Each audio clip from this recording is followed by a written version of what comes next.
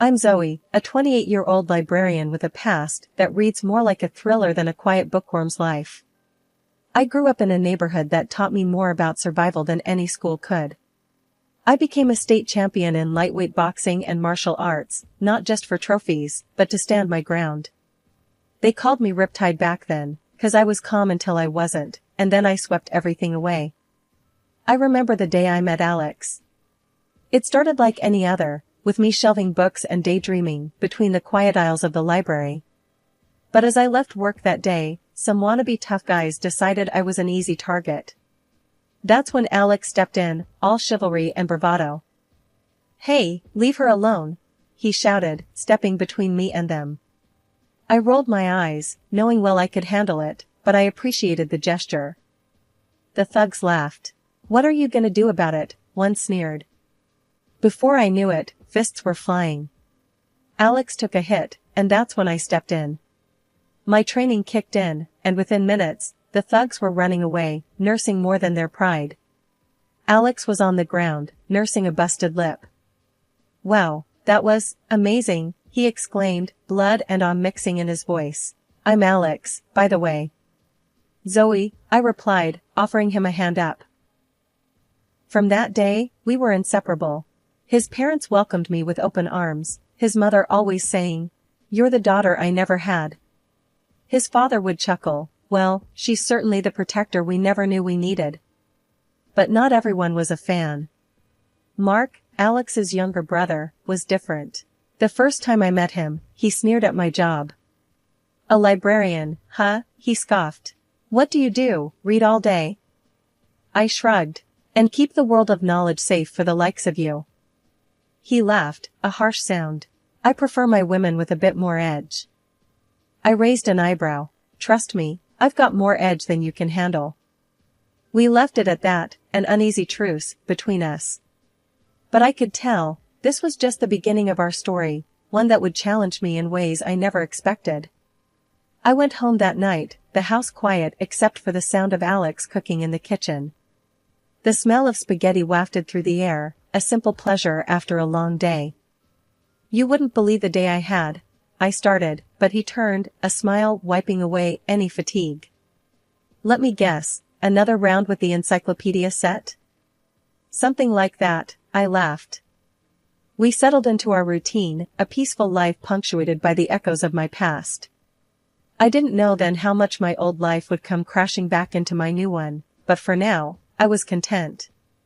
I had found a new beginning, a chance at a life I never thought I'd have. First Alex's father passed away, then his mother fell asleep and did not wake up. After the dust had settled with Alex's parents passing, we found ourselves navigating a new normal. They had left us a small, cozy house in a decent part of town, while Mark ended up with an apartment across the city. It seemed like things might calm down, but that was wishful thinking. I remember the day Mark showed up unannounced with his new wife, Lisa.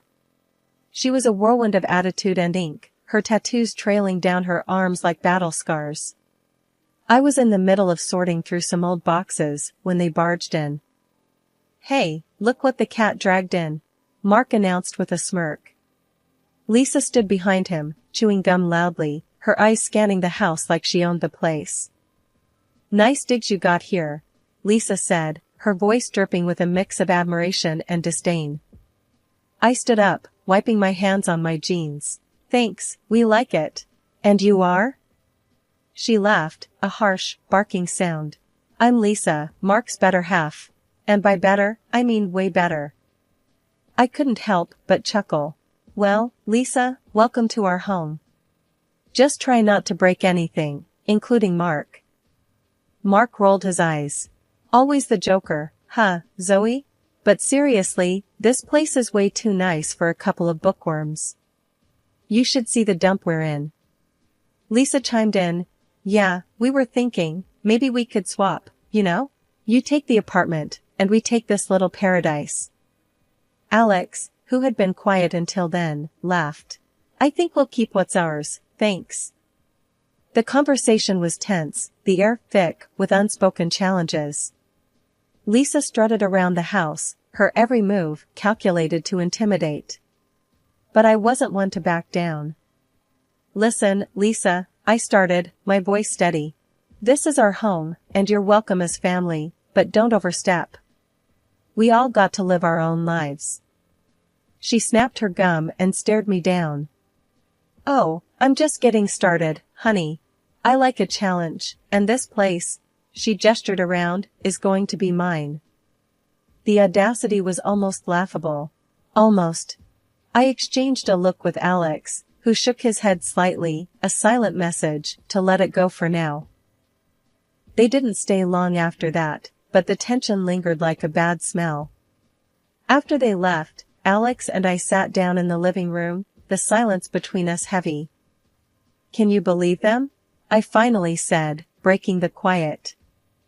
Alex sighed, running a hand through his hair.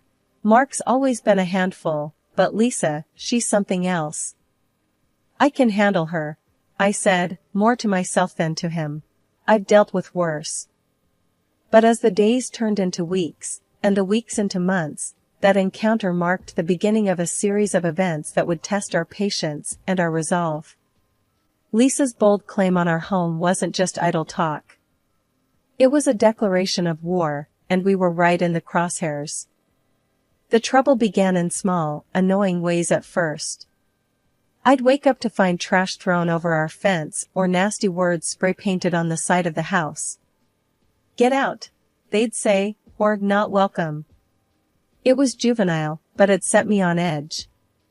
I had a feeling Lisa was behind it, a suspicion that was confirmed when things escalated. One morning, I found a dead bird lying on our doorstep, a twisted warning. I remember standing there, staring down at it, the anger boiling inside me. I scooped it up with a shovel, my mind racing with dark thoughts. I decided to let it slide for the moment, but then Lisa took it a step further. She came strutting into the library one afternoon, a smug look on her face. I was reshelving books, and she made a beeline straight for me. "Hey, book nerd," she called out, loud enough for everyone to hear. I turned, keeping my face neutral. "Can I help you?" She smirked, her eyes glinting with malice. "Just wanted to see where the famous Zoe spends her days. Quite the boring life you got here, huh?" I shrugged, trying to keep it cool. "It's a living." "What do you want, Lisa?" She leaned in close, her breath reeking of cigarettes. "Just a friendly visit. But let me give you a little advice. Give up the house, and all this," she gestured around, "stops." Simple as that.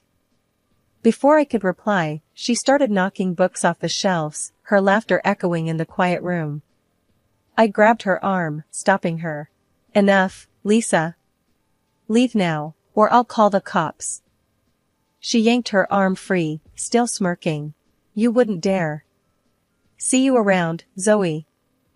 I spent the next hour picking up books, my mind a whirlwind of anger and frustration. I wanted to fight back, to put her in her place, but I remembered my promise to stay calm. I couldn't let her see she got to me. That evening, I called Mark, hoping maybe he'd see reason. "Mark, your wife's out of control.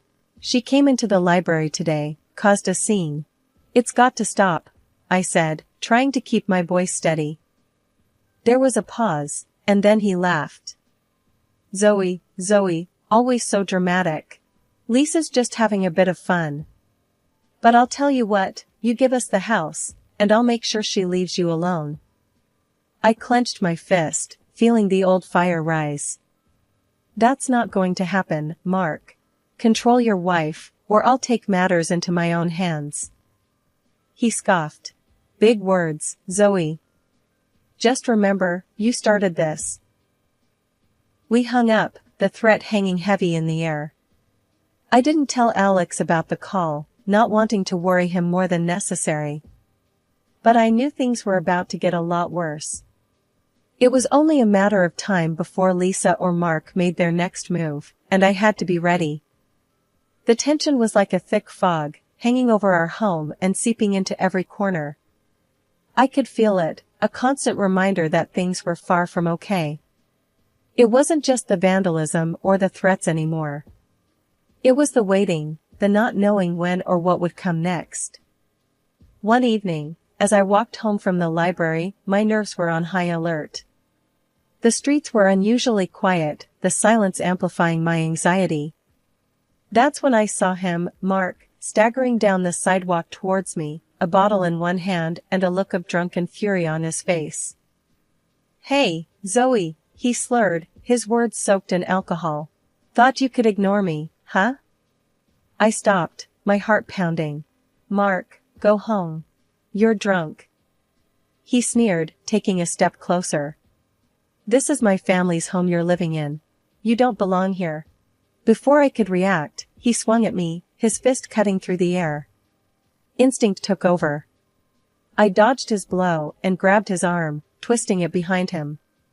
He yelped in pain, his knees buckling. "Listen to me, Mark," I hissed, my voice low and steady. "I don't want to hurt you, but I will defend myself."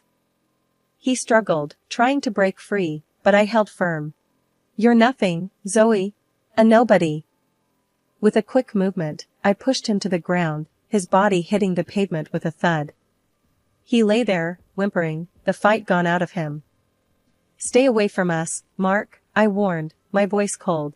"Next time, I won't be so gentle." I left him there, the night swallowing his curses and threats. As I walked the rest of the way home, I couldn't shake the feeling of dread. It was one thing to deal with words and petty acts of vandalism, but this was different. Mark had crossed a line, and I knew it was only a matter of time before things escalated even further.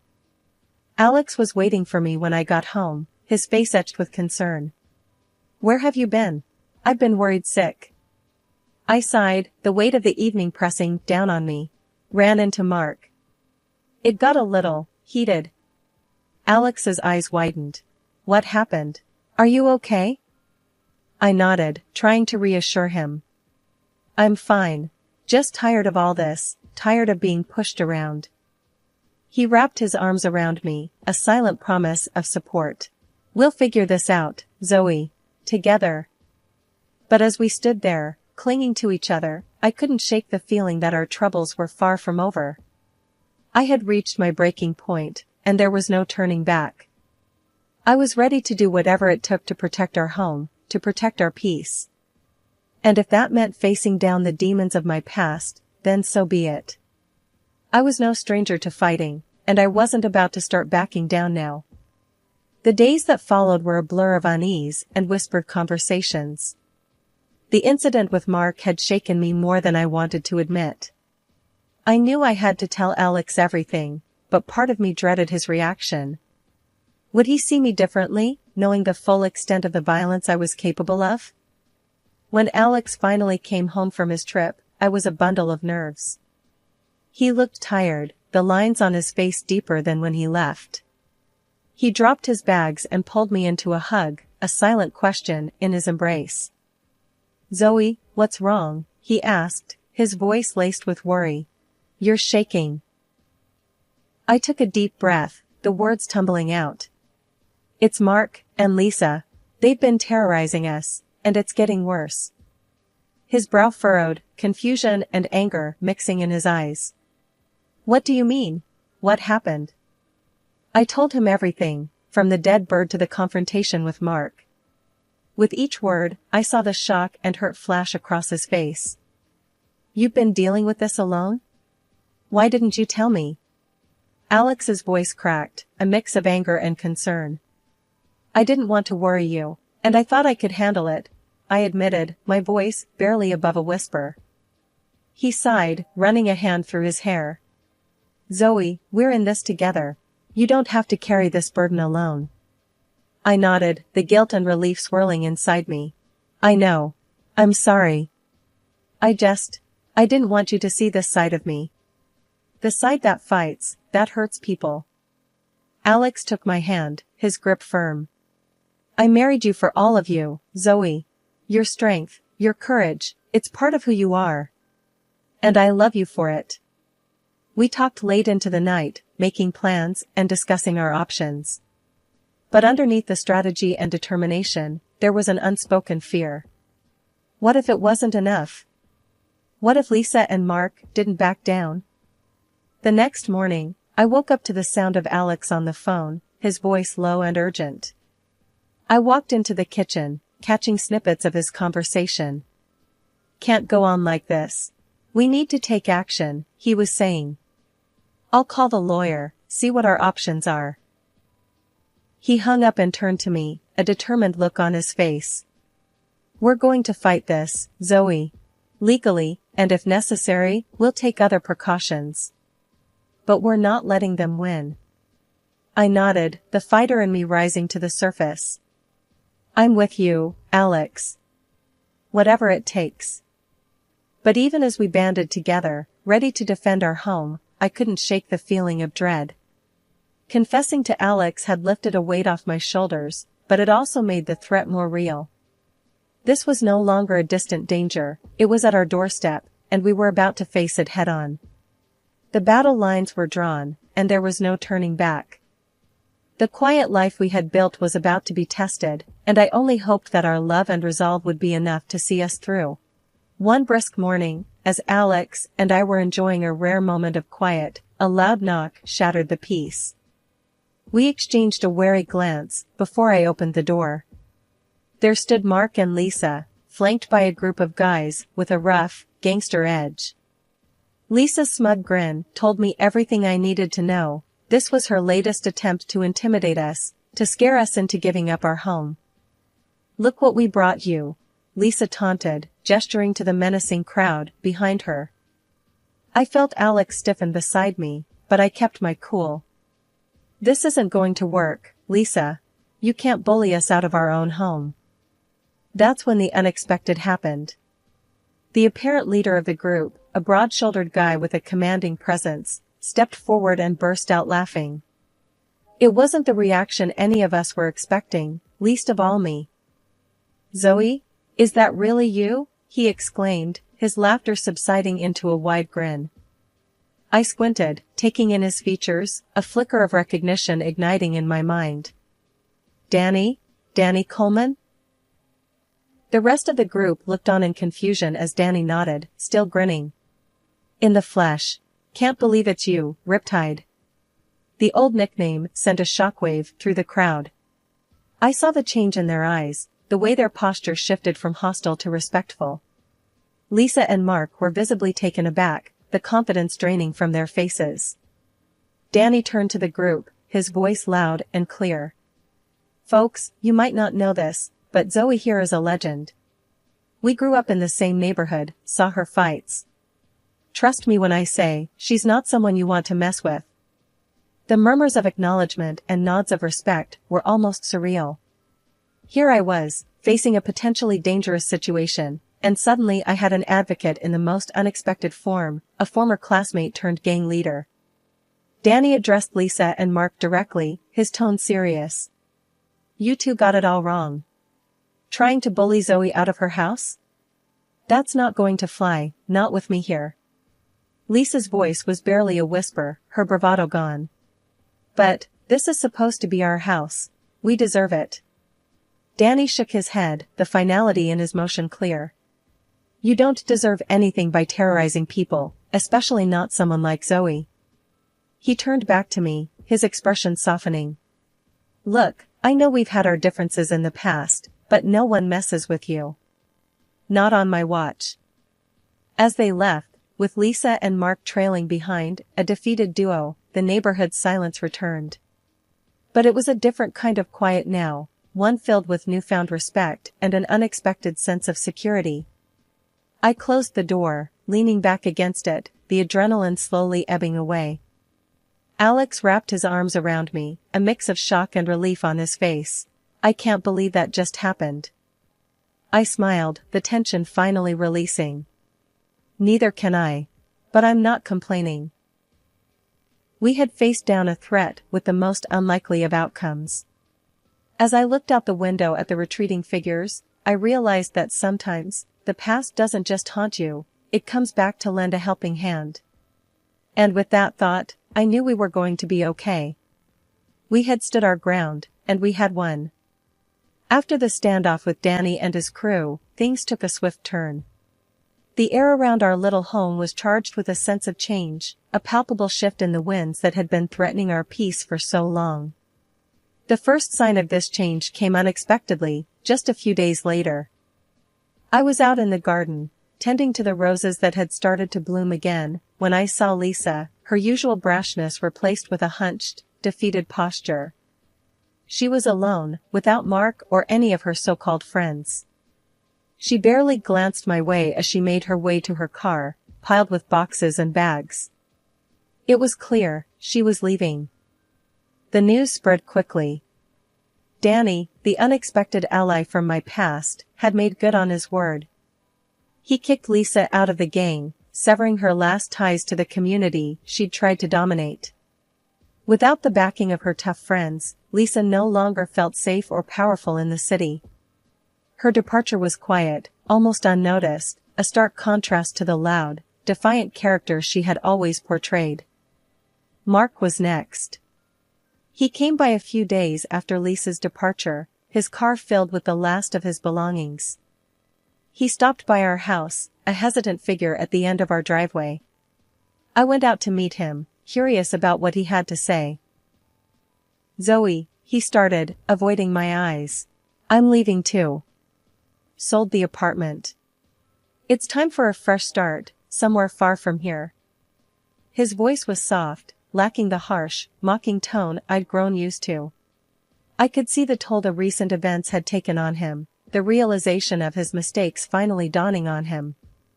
"Mark," I said, my tone neutral, "I hope you find what you're looking for. And I hope you learn from all this."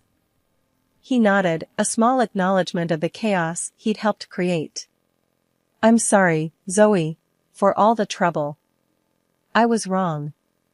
With that, he got into his car and drove away, leaving behind the neighborhood, the conflicts, and a trail of regrets.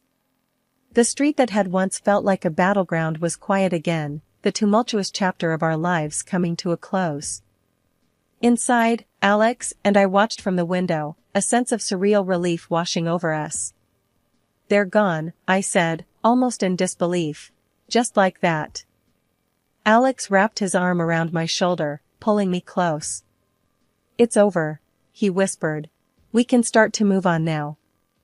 As we looked out at the quiet street, the setting sun casting long shadows over the houses, I felt a deep sense of gratitude for the unexpected turn of fate that had led us here. The day Lisa and Mark left, the neighborhood seemed to breathe a collective sigh of relief. It was as if the air itself was lighter, fresher, and filled with new possibilities. Alex and I found ourselves in a surreal kind of calm, the kind you only notice once the constant noise has gone. One evening, as we sat on our front porch, the last rays of the sun dipping below the horizon, I broke the comfortable silence between us. "Can you believe it's over?" I asked, my voice a mixture of wonder and relief. Alex looked over, a gentle smile playing on his lips. "Honestly, no. It feels like we've woken up from a bad dream." I chuckled, the sound more heartfelt than it had been in months. "A really bad dream. But, hey, we're awake now." With each passing day, the dark chapter of Lisa and Mark faded more into the background. Our home felt like a sanctuary again, a place filled with love and laughter, rather than tension and fear. I returned to my routine, finding solace in the simple tasks of gardening and reading, the library a haven of quiet stability. The simple pleasures of neighborhood life, once overshadowed by fear and conflict, now shone brightly. Evening walks, chats over the fence, the shared experiences of community life, they all took on a new significance. The path had been long and fraught with challenges, but we had emerged stronger, our bonds with each other and with our community deepened. The peace that now filled our home was not just the absence of conflict, but the presence of understanding, resilience, and love.